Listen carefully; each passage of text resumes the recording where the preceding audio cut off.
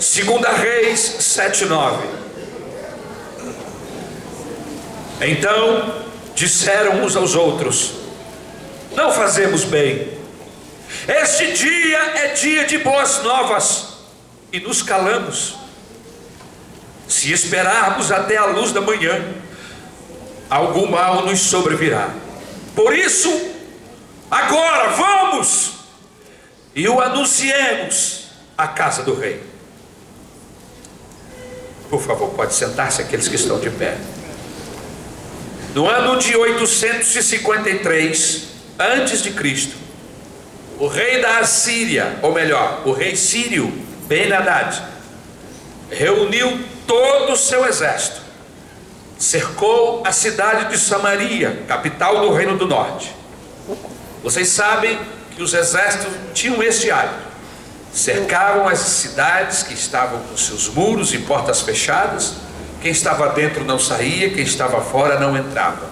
Com isto, havia escassez de alimento. Era uma forma de obrigarem os exércitos, os moradores da cidade, a se renderem.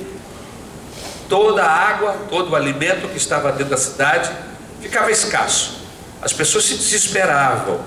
Só para que os irmãos tenham uma ideia dessa escassez, dessa fome que havia dentro da cidade de Samaria, dentro dos muros, uma cabeça de jumento estava sendo vendida a 80 moedas de prata.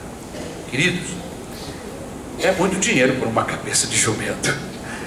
Só para que vocês tenham uma ideia, o esterco de pomba, que naquela época era usado como combustível, eles pegavam o esterco da pomba e queimavam. Era usado como combustível para as lamparinas e até mesmo para o fogo. O esterco era vendido por 5 moedas de prata. E mesmo assim era uma mercadoria difícil. A coisa estava tão complicada que diz o texto de 2 Reis. Se você quer abrir a Bíblia, abra a sua Bíblia, 2 Reis, capítulo 6, amém? Essa história que eu estou contando está registrada a partir do versículo 24 do capítulo 6. É o contexto do texto que eu li, amém? A gravidade era tão grande, irmãos, a crise atingiu proporções tão enormes, a fome era tão grande, que o texto bíblico diz que 2 mães combinaram, uma comer o seu filho em um dia, e no dia seguinte cozinhar o filho da outra no dia seguinte.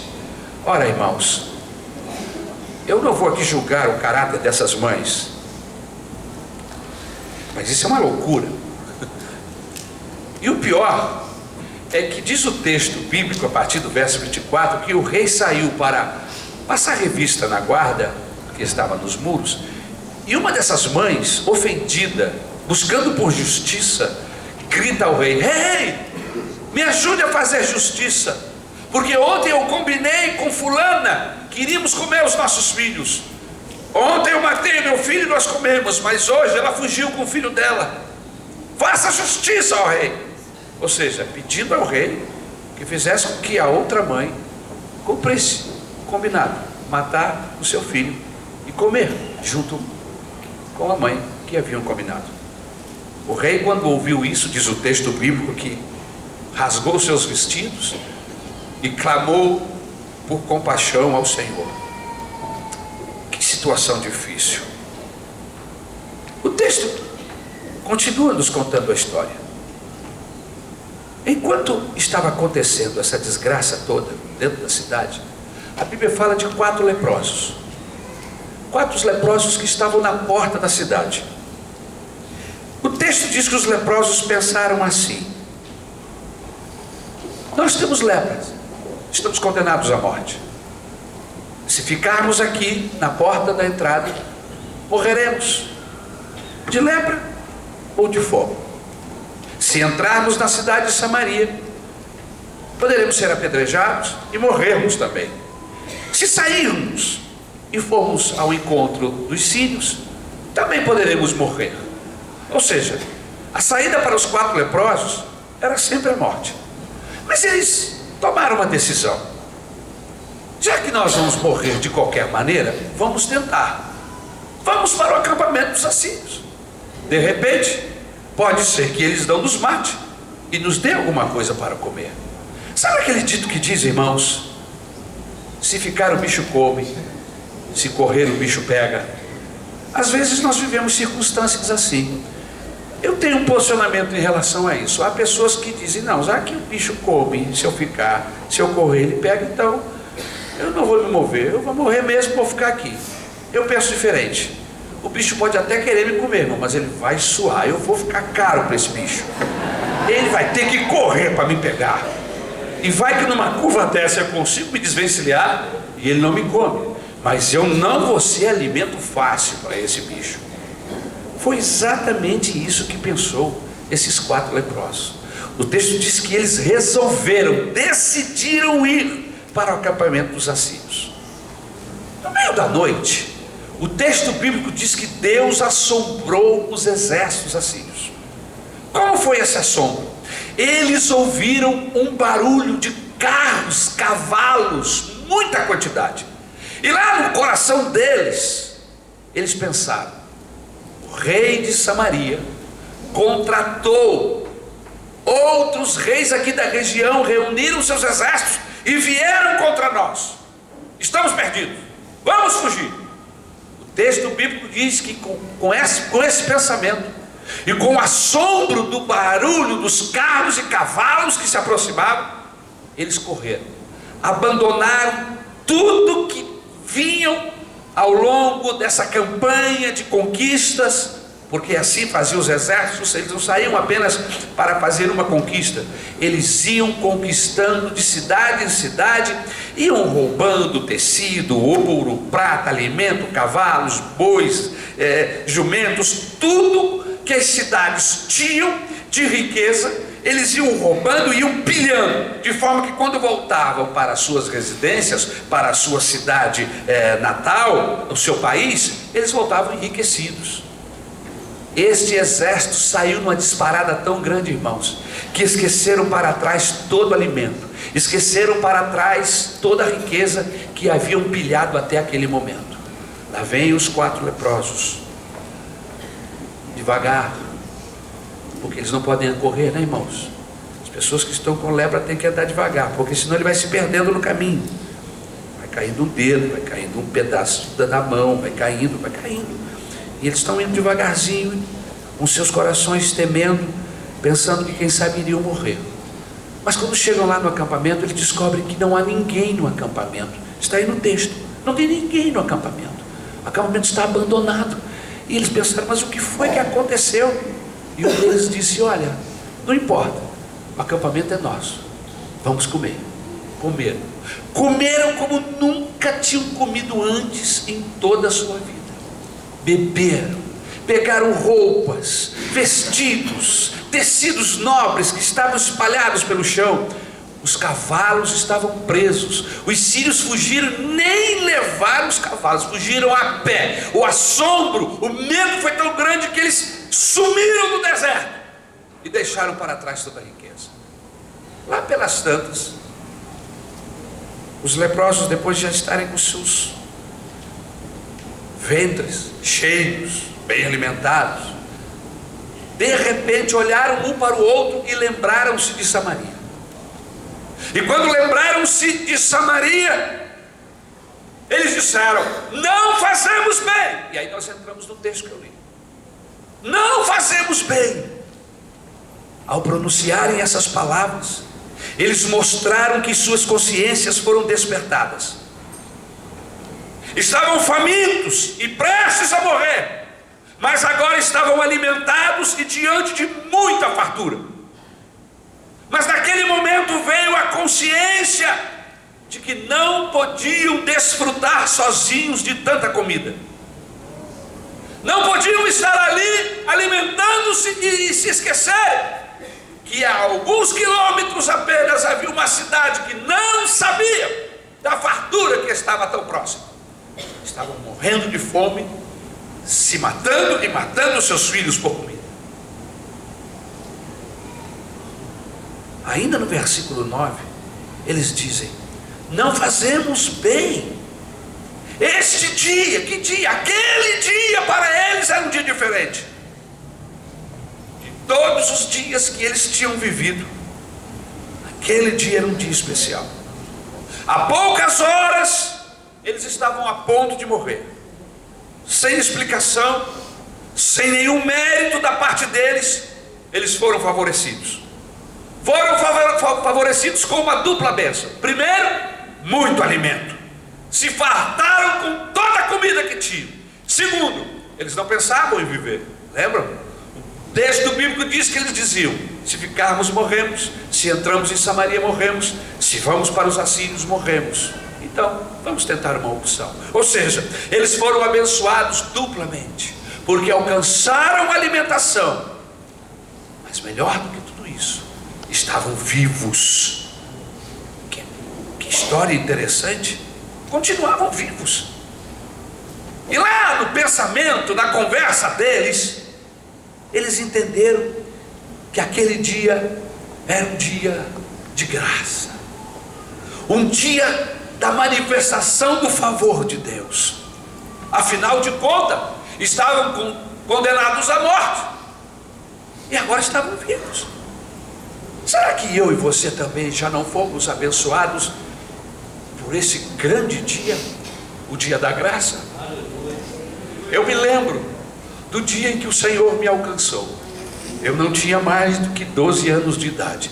Apesar de ter nascido em um lar evangélico, filho de crente não é crentinho. Filho de peixe é peixinho, mas filho de crente não é crentinho. Eu me lembro das inúmeras vezes que eu fui à frente. Eu gostava de apelo. O pastor fazia apelo, eu olhava, ninguém levantava a mão, eu levantava a minha. E lá ia eu. Todo apelo, eu levantava a mão. Eu me lembro que um dia o pastor falou: segura esse menino.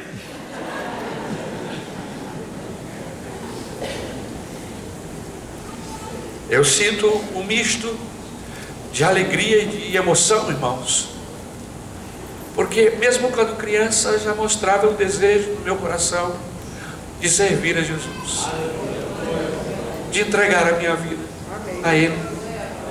E esta manhã eu quero mais uma vez levantar a minha mão e dizer: Jesus, eu quero entregar a minha vida a Ti. Pode contar comigo. Esses leprosos, de uma certa forma eu me pareço com eles, porque eu também estava condenado a morrer. Havia uma condenação, como há uma condenação sobre todo homem que nasce debaixo deste céu, porque somos pecadores, estamos condenados à morte eterna. O salário do pecado é a morte, diz o texto bíblico da carta aos Romanos. Mas o mesmo texto, depois da vírgula, diz: mas o dom da vida está em Cristo Jesus, nosso Senhor. E um dia eu o recebi como meu Senhor e como meu Salvador. E desde então, Deus tem colocado no meu coração esse desejo de compartilhar com as pessoas esse grande dia de milagre, o dia de ação de graças que foi quando Ele me tocou, quando Ele me abençoou. Eu quero compartilhar com os outros.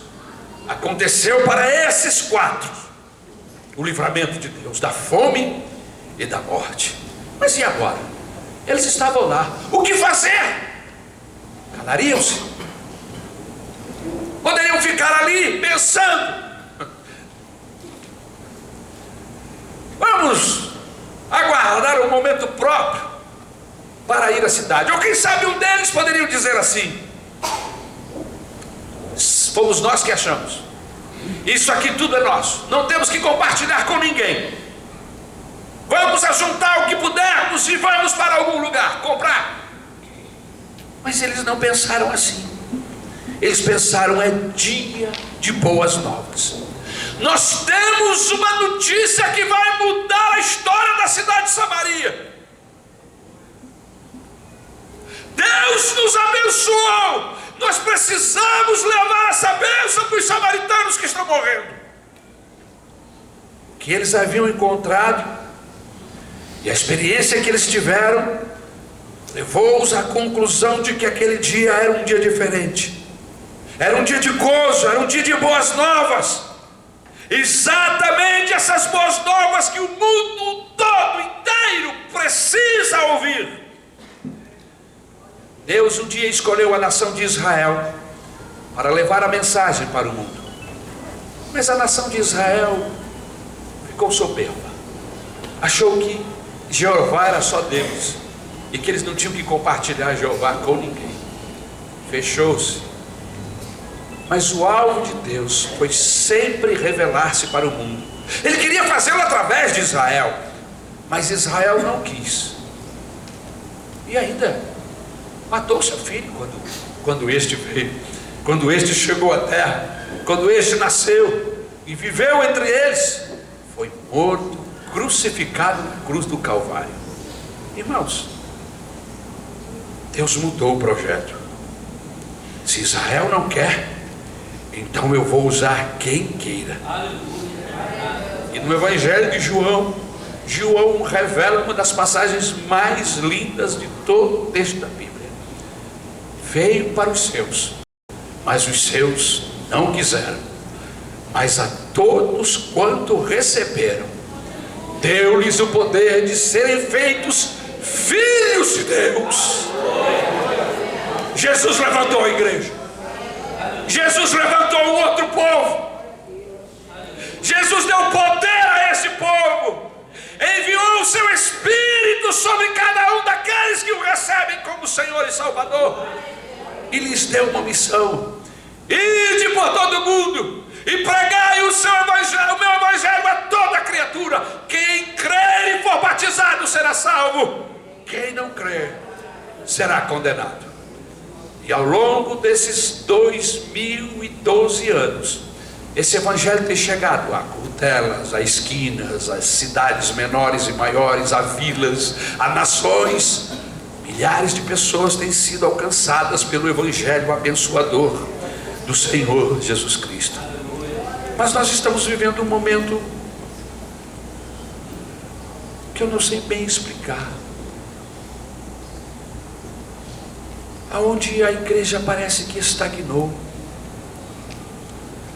A mensagem dos mensageiros já não são as mesmas. Eu me lembro que eu fui forjado em uma igreja aonde me conscientizava a cada momento que eu era uma testemunha. E como testemunha eu não podia ficar calado, porque testemunha calado não tem sentido. A testemunha, quando ela é chamada, é para falar o que ela viu, falar o que ela percebeu, o que ela sentiu. Para isso existem as testemunhas. Quando o juiz chama a testemunha, ela tem que falar. O que é que você sabe sobre esse caso? Quantos aqui são testemunhas? Quantos aqui são testemunhas do que Deus tem feito em suas vidas e na vida de outros? Esses 4 leprosos se tornaram testemunhas da provisão de Deus. Mas como? Se eles estavam lá do outro lado, eles teriam que voltar para Samaria para avisá-los. E eles dizem: não fazemos bem em ficarmos aqui. Este dia é dia de boas novas, e nos calamos. Se esperarmos até a luz da manhã, algo mal nos sobrevirá. Eles entenderam que não podiam ficar calados. Mas melhor do que isso, o texto nos mostra a urgência. Porque eles dizem assim: não podemos nos calar. Temos boas novas para a cidade que padece na miséria. Mas quem sabe alguém pode ter pensado ou falado: vamos amanhã, vamos deixar que o sol se levante. Agora à noite é perigoso. Vamos logo que o sol se levante. Pode ser que encontremos algum sírio no caminho. Pode ser que um animal feroz nos ataque. Eles sabiam da urgência daquela boa notícia. Se esperarmos até a luz da manhã, seremos responsáveis. Seremos responsabilizados porque temos a boa notícia. Mas nos calamos. Não podemos nos calar. tomaram a maior decisão de todas. A primeira grande decisão foi quando eles não se conformaram em ser abatidos pela morte, pela fome, pela morte dentro da cidade ou pela morte dos assírios. Essa foi a primeira grande decisão. A segunda grande decisão foi quando eles foram salvos. Uma vez estando salvos, eles descobriram que poderiam levar a salvação para os outros, e eles resolveram voltar a Samaria para avisar ao rei que muito próximo daquela cidade o acampamento dos sírios estava abandonado e havia toda sorte de alimento e toda sorte de comida e tudo que eles precisavam para sobreviver. Algumas pessoas esta manhã já tomaram a primeira decisão. Não se conformaram em ficar com a morte. Abraçaram a vida. Deram um passo em direção à vida e encontraram Jesus. Porque quando nós damos um passo na direção da vida, nós encontramos Deus. Encontramos a sua provisão para a nossa necessidade. Se você entrou aqui esta manhã vazio e deu um passo esta manhã, hoje eu vou lá na igreja porque eu preciso da provisão de Deus, eu preciso que Deus faça alguma coisa na minha vida, eu não vou ficar aqui na minha cama, eu vou me levantar e eu vou para a presença de Deus, eu vou para a igreja. Foi o grande passo que você deu. Mas o segundo passo é tão importante quanto o primeiro. Porque uma vez que eu me salvei, eu preciso salvar os outros. Vamos! Eles resolveram, vamos logo! Vamos rapidamente! Essa urgência que está clara aqui no texto, se esperarmos até a luz da manhã, seremos responsabilizados. Eles queriam dizer o quê? Queridos, existem duas coisas que podem acontecer com as pessoas que estão longe de Deus esta manhã. Primeiro, elas podem morrer. E você também pode morrer. Todos nós um dia nascemos e um dia morreremos. O problema é que nós não sabemos quando. E neste ponto de vista, a morte é bastante democrática. Eu não gosto dela, ela é horrorosa, mas ela é democrática. Porque ela leva crianças recém-nascidas, crianças maiores, adolescentes, jovens, adultos, idosos. Nesse ponto, ela é democrática. Porque ela leva brancos, negros, amarelos, pobres, ricos, altos, baixos, narigudos e sem nariz. Ou nariz menores, melhor dizendo. Ela leva. Dizem que para morrer basta estar vivo. Pode ser que não dê tempo. Você está fazendo um programa de falar de Jesus para alguém amanhã. Pode ser que amanhã ele não esteja mais vivo. Pode ser que amanhã você que iria levar a palavra também não esteja mais vivo. Esse é um ponto importante dessa verdade, da urgência de se pregar, de se levar as boas novas. Aleluia. É que o alvo da mensagem, que são os nossos queridos pais, irmãos, parentes, vizinhos, amigos de faculdade, de escola, relacionamentos outros que temos na rua, que temos no nosso convívio normal e natural diariamente. Pode ser que essas pessoas não estejam lá quando nós chegarmos. Pode ser que eu já não esteja aqui amanhã, e vai ser tarde demais. Por isso, a Bíblia Sagrada diz que há tempo para todas as coisas. Há tempo para plantar, há tempo para colher, há tempo para calar e há tempo para falar. Há tempo de semear e tempo de colheita. Tem tempo. Eclesiastes capítulo 3 fala sobre isso. Mas a Bíblia Sagrada diz que o único momento em que não há tempo é o tempo de se pregar o Evangelho. Por isso o apóstolo Paulo, quando escreve a Timóteo, ele o exorta dizendo: Timóteo, conjuro-te diante de Deus e do Senhor Jesus Cristo que há de julgar os vivos e os mortos na sua vida e no seu reino, que pregues a palavra a tempo e fora de tempo. 2 Timóteo capítulo 4, versículo 1. O texto de João capítulo 9, versículo 4 ainda diz: trabalhemos enquanto é dia, pois a noite vem quando ninguém pode trabalhar. Que noite é esta? Pode ser a noite que eu acabei de falar. O alvo da mensagem não está entre nós. A outra coisa é que este dia, essa noite, possa ser também o dia da volta do Senhor Jesus, que vai ser bênção para quem está preparado, mas vai ser um dia terrível para quem ficar para trás. Vai ser o dia da desolação, porque Jesus virá arrebatar a sua igreja, e os que participarem, os que forem participantes dessa igreja, serão levados para o céu, e os demais ficarão com suas religiões, com seus deuses, com suas formas de religiosidade, ficarão para trás, porque Jesus não vem buscar religioso, Jesus vem buscar gente que o recebeu como Senhor e Salvador de sua vida, gente que o abraçou, que olhou para a cruz e viu a salvação, olhou para Jesus e achou um pecador aqui, e achou um Salvador lá. São essas pessoas que Jesus virá buscar.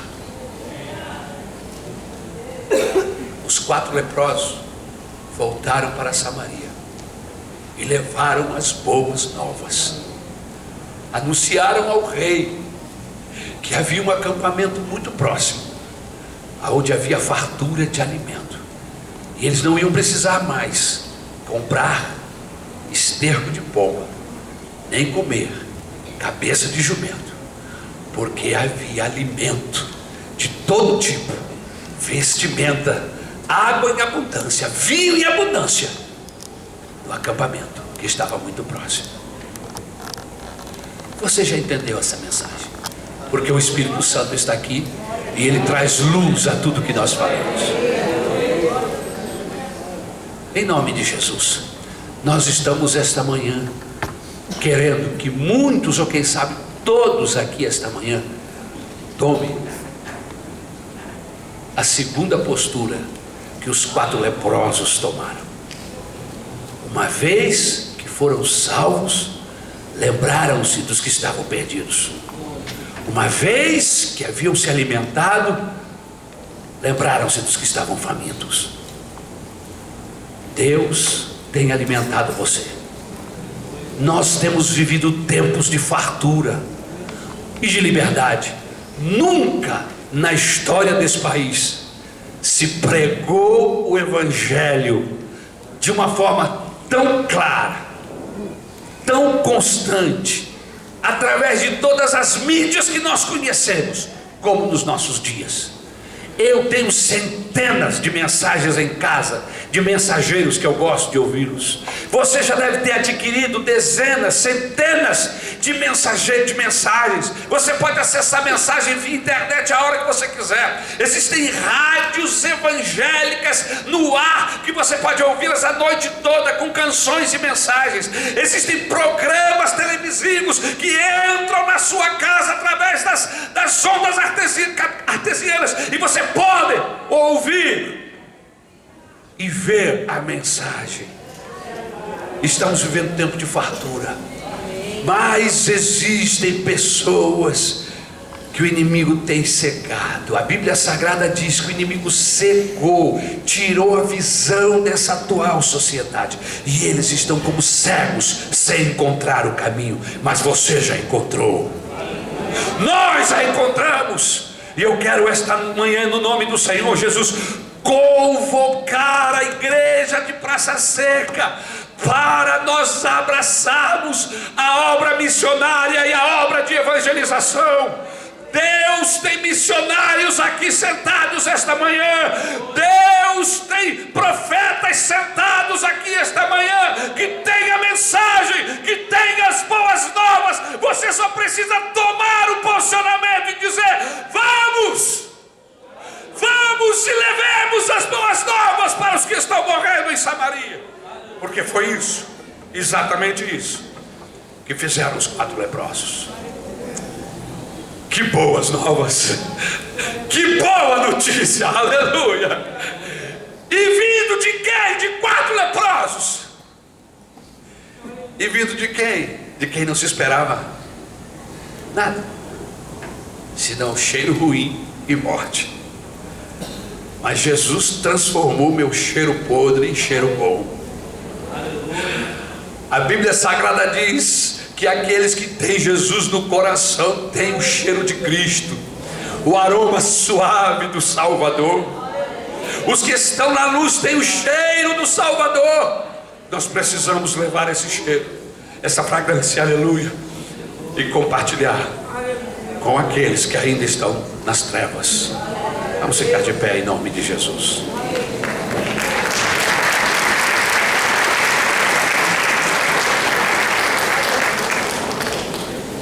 Eu gostaria que você fizesse algo mais do que aplaudir. Eu gostaria que você tomasse um posicionamento diante de Deus.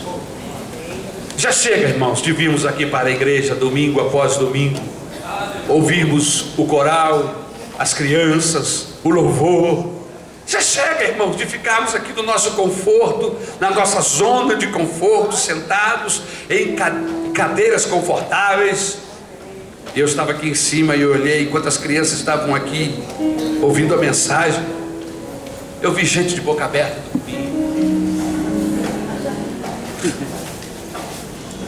relaxadamente jogada aí nesse sofá.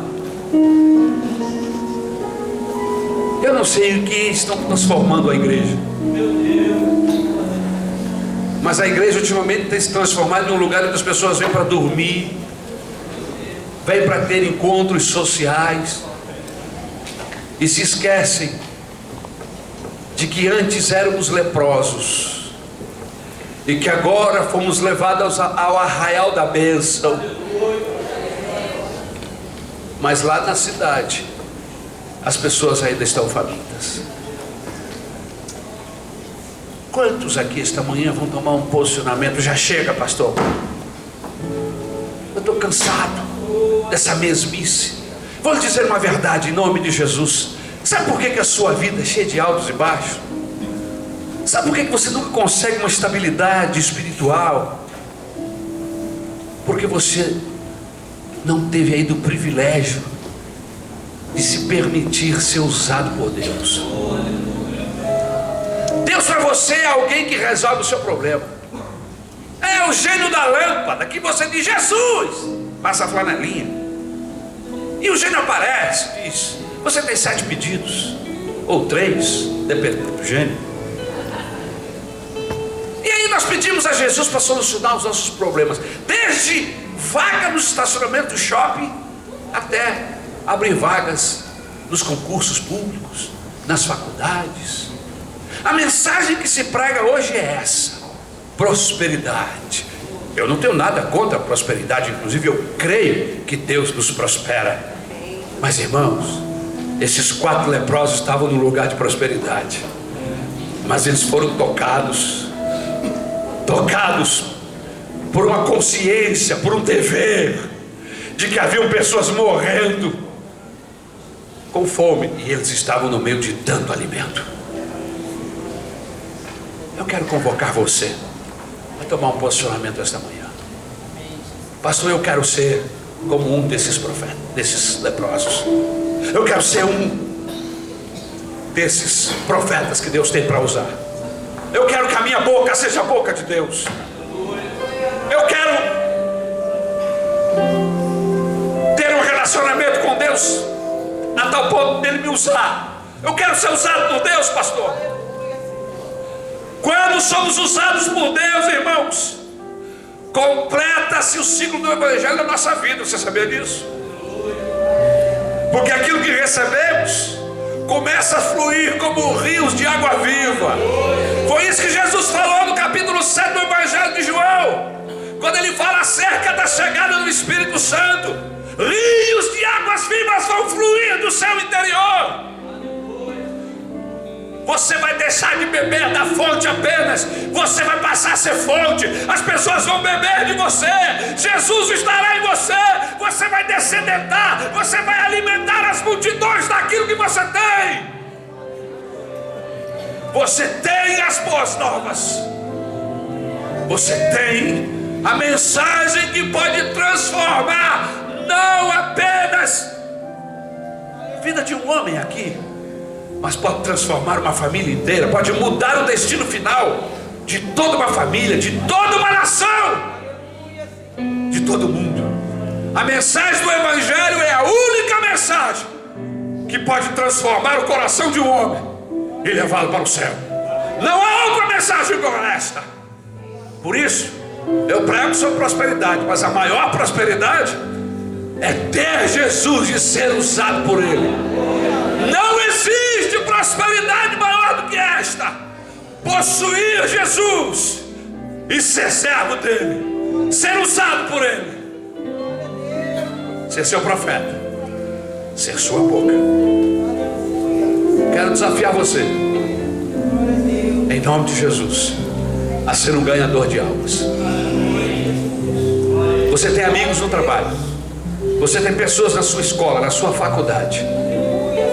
Você encontra-se com pessoas dentro de um ônibus, quando você vai para o trabalho, dentro de um trem. Deus tem colocado você em lugares para que você seja luz aí. E pensar que algumas dessas pessoas nós as encontramos uma vez e depois nunca mais. Eu já tive a oportunidade de me encontrar com pessoas que eu nunca mais as verei. Eu tenho quase total certeza disso, porque talvez quando eu as encontrei eu já estava fora do meu reduto, fora da minha casa, e elas também.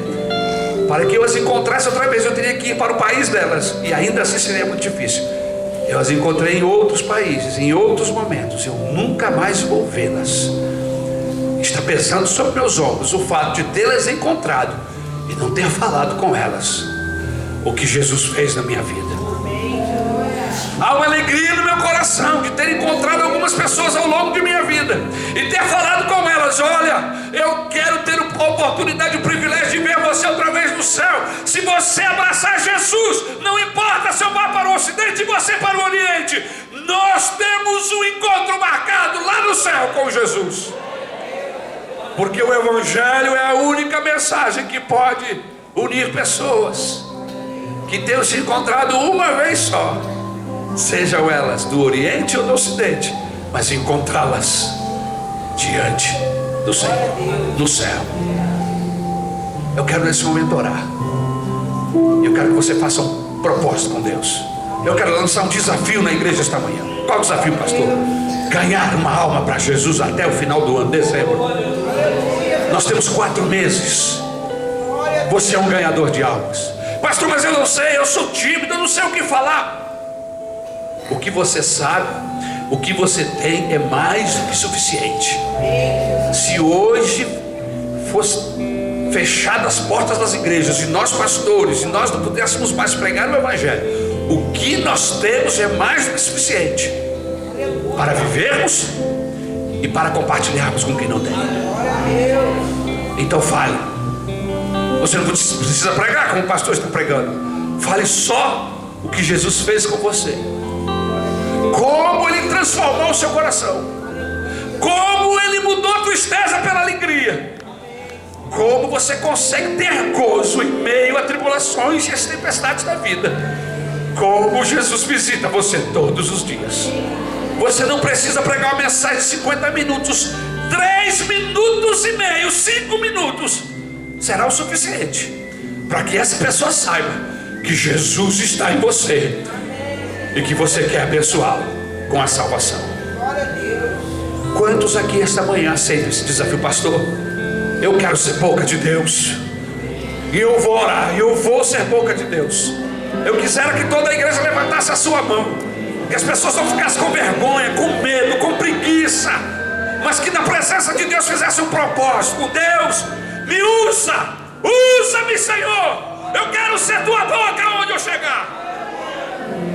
Aleluia.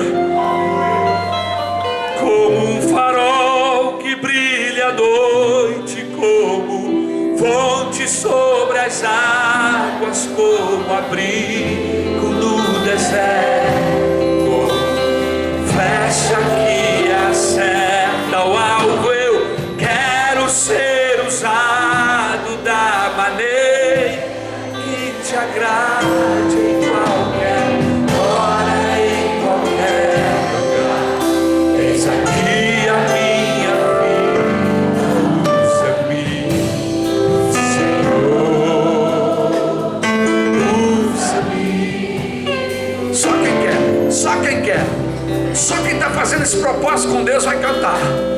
Como um farol. Fala isso para Deus.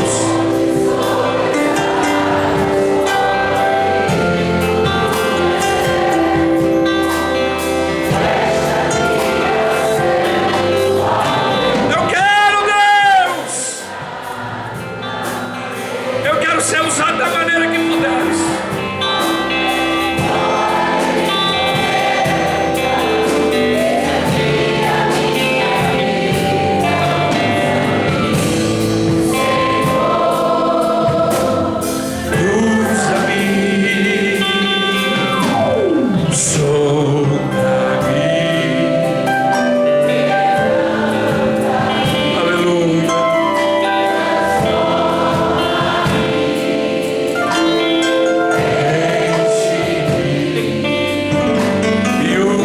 Senhor, eu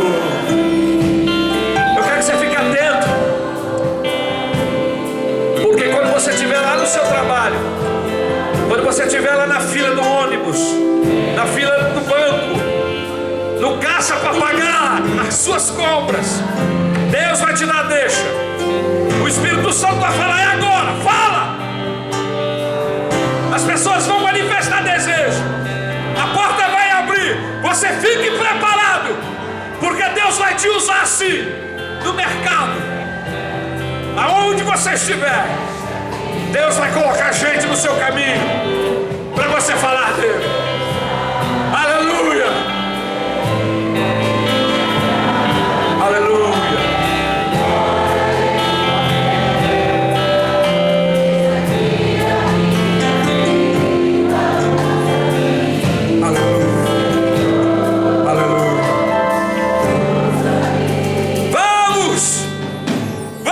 E anunciemos as boas novas à casa do rei. Vamos! Foi essa a decisão dos 4 leprosos. É essa a decisão que nós estamos tomando aqui esta noite, essa manhã. Deus está chamando pessoas, eu tenho certeza. Deus está chamando meninos aqui, moças, adolescentes, jovens. Deus está chamando pastores aqui esta manhã.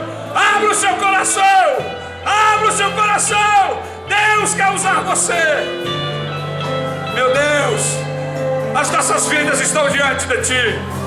Nós queremos ser usados por Ti. Nós temos a Tua palavra, temos o Teu Espírito. Falta-nos a capacidade, mas a Tua palavra diz que Tu capacita a quem é chamado. Aleluia! Por isso eu peço, capacita a Tua igreja. Senhor, ajuda-nos a cumprir este voto, a cumprir essa determinação de ganharmos uma vida, de trazermos essas pessoas para perto de Ti, de trazermos essas pessoas aqui para a igreja. Em nome de Jesus. Em nome de Jesus. Amém. Amém.